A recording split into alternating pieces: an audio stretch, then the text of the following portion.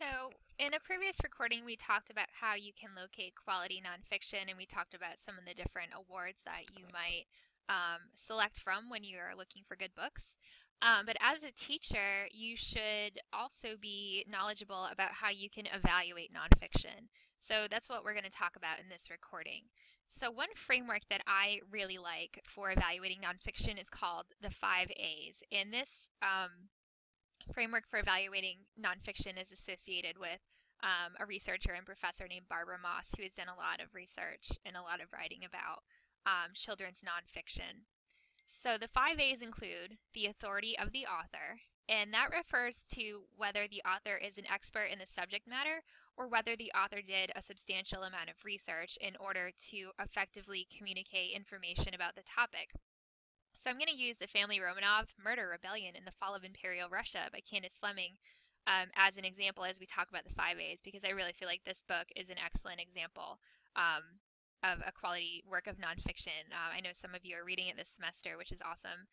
And this book also won the 2015 NCTE Orbis Pictus Award and was a Cybert honor book, so a lot of people recognize it for its excellence in nonfiction for children.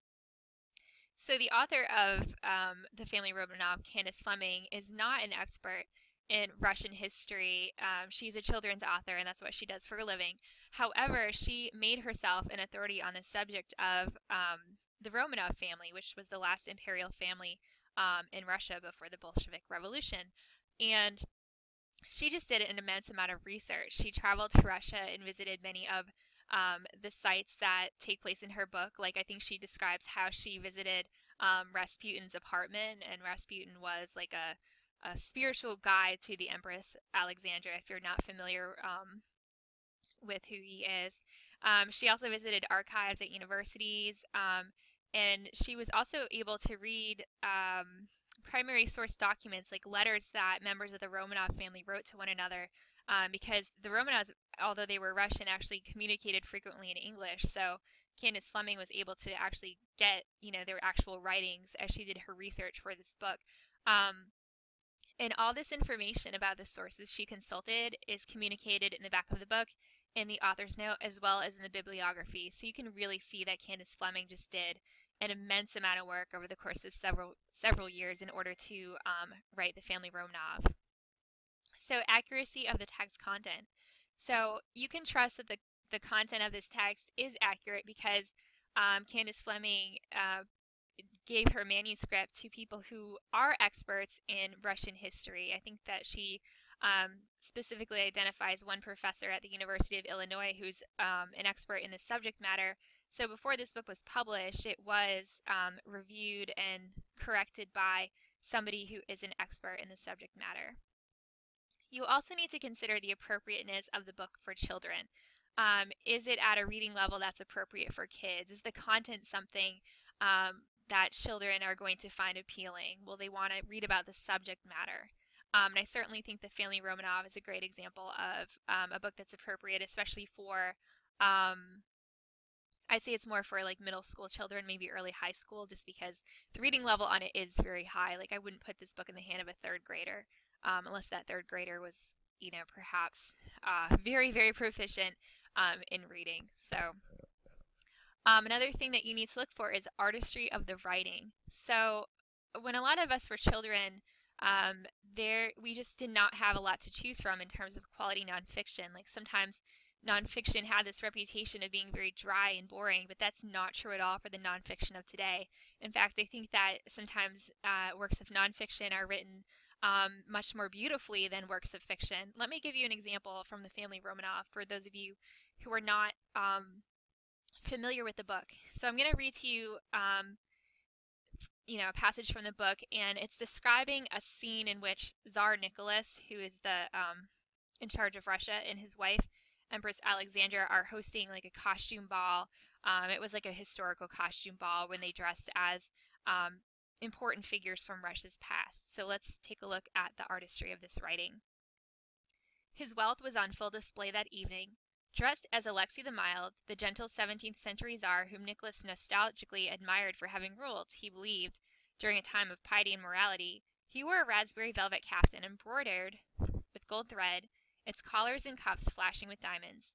He even carried the real Alexei's iron staff and wore his sable-trimmed cap and pearl bracelets. Too bad, sniffed one Grand Duke. Nicholas was not sufficiently tall to do justice to his magnificent garb. But it was the appearance of Empress Alexandra that caused many in the hall to gasp. Alexandra was wearing a gold brocade gown shimmering with the thousands of diamonds and pearls that had been sewn onto it, a costume that cost 1,000,000 rubles, or $10 million today. Her elaborate headdress glittered with diamonds and emeralds, and her pearl earrings were so heavy it was hard for her to hold up her head. Around her neck hung an enormous 400-carat blue sapphire. She was just stunning, one guest admitted, but others disagreed. She was dressed in the heavy brocade of which she was so fond, one catty countess recalled, with diamonds scattered all over her in defiance of good taste and common sense. So I just feel like that particular passage is just beautifully written. We get these strong visuals. We can see exactly what Alexandra is looking like. I love the detail that her pearl earrings were so heavy it was hard for her to hold up her head. Like, that really helps me see what Alexandra looks like and might be feeling at that particular moment. I also feel like this particular passage has some good drama in it. Like, I really like the sentence, but it was the appearance of Empress Alexandra that caused many in the hall to gasp. So I feel like the author's really building up to the presentation of what Alexandra looks like. And after reading that sentence, I'm really looking forward to hearing more about her. I also like how the author included what some people who were at the ball said about Nicholas and Alexandra, because it kind of shows the tensions between the noble families as well as the Romanov family. So you want to look for nonfiction books that are beautifully written. They do exist. And finally, you also want to look at the appearance of the book. You want to make sure visuals are high quality. You want to make sure that the book looks attractive. I really like the cover of the family Romanov. I like that it includes historical photographs that make you wonder more about the people in them.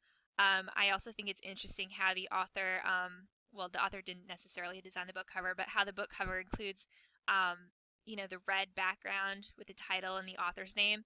And if you know the fate of the Romanov family, you understand why red is appropriate. And if you don't know what happens in the Romanov family, you should read this book. I guarantee you'll enjoy it.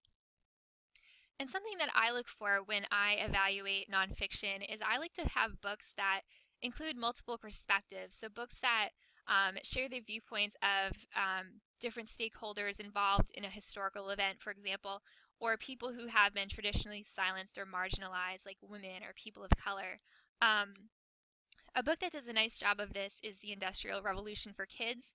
The author includes a lot of sidebars that have information about people who are little known in history. For example, there's a sidebar about Lewis Latimer, who actually had a major role in the creation of the light bulb, but history has forgotten him largely, or it's thought because he was African American at a time when African Americans were not respected as they should have been. So this book, I think, does a good job of including the voices of different people. So when you evaluate biographies in particular, there are certain things that you want to look for in a biography. So you want to make sure that biographies have an accurate setting, and you also want to make sure that a biography is based on fact and it helps you understand the life of the person. One thing you want to look for is good characterization of the historical figure being discussed in the biography. One book I really like that does a phenomenal job of this is Lincoln, a Photobiography by Russell Friedman, which was, if I remember correctly, the first nonfiction book to win the Newbery Medal. And what I like about this book is that, Russell Friedman does not paint Abraham Lincoln as this legendary figure. He also talks about how Abraham Lincoln was just like a normal guy in a lot of ways. For example, he would answer the front door like in his bedroom slippers with his hair disheveled, and he was a slob in his personal life. And those are the kind of details that remind us that Abraham Lincoln, although he was and is considered by many to be a very great man, he was also a human being with flaws just like you and I. I also like the book Josephine, The Dazzling Life of Josephine Baker, for the same reason. Although she was immensely talented and just had this remarkable life as like a famous dancer and as a spy for France during World War II, she was also not so great with money and actually went broke and had to sell all her stuff. So, we see that she's a person with a flaw, even though she's really someone to be admired. All right.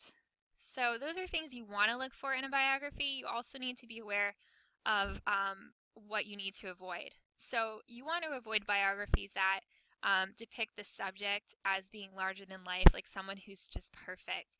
I mean, even though people who are the subjects of bibliographies have often done really remarkable things, they are also people who make mistakes and have flaws. So we want to look for books that, show those flaws and show those challenges that people have overcome to get to where they are in life. We don't want biographies that are just endless lists of accomplishments. Like that's not, very interesting to read, and it just makes the person sound like, again, larger than life. And we also want to avoid biographies that just start at birth and end at death. What we want to look for are biographies that really just focus on what are the most salient, the most interesting aspects of the person's life. It doesn't mean the book shouldn't include information about where the person was born or where the person died, but the book should really, at the heart of the book, should really be like what is most interesting to know about the person, not like a chronological list of every event in the person's life starting at birth. Like that's not going to be interesting for readers at all. So these are some questions that you might want to ask if you are evaluating a work of nonfiction that you want to share in your instruction or that you want to include in your classroom library. What you need to consider is if the book is interesting to read. Obviously, we want to include nonfiction in our classrooms so that, not only so students can learn from them, but also because we want students to be motivated to read these books because, reading nonfiction can help them build their knowledge of the world. So it's really important that students are reading nonfiction. So you want to make sure that the book is engaging. You also really want to make sure that the author has credentials, like the author is an expert on the subject matter, or the author has done a significant amount of research about the topic of the book. So you also want to make sure that the book is well organized so that the information is accessible to children. You want to make sure the illustrations match up to the text and they don't create confusion for young readers. So you have a few things to be wary of. I know in an earlier video I talked about if a book doesn't have a bibliography, or the bibliography is extremely limited, or the bibliography relies on sources that are really questionable, like Wikipedia. That's problematic. You want to look for books that have a very robust bibliography that includes high quality, incredible sources. So buyer beware if the bibliography seems weak to you. You also want, ideally, the author to include information about why he or she is qualified to write about the topic of the book. For example, the author might be an internationally known scientist, so if that person is writing a book about animal habitats or something like that, that author is probably very well qualified to do so. Or, if the author is not a subject matter expert, if the author describes his or her research process and names sources that he or she used, that's also a really good sign. And you also want to be wary of books that are outdated. I talked in another video about my encounter with the book The Planets by Gail Gibbons, which I'm not knocking that book at all. Like, Gail Gibbons is a good nonfiction author, but in 1992, Pluto was a planet. As of 2006, it's not. So this book is outdated, so you wouldn't want to use it in a classroom setting because the information is no longer accurate.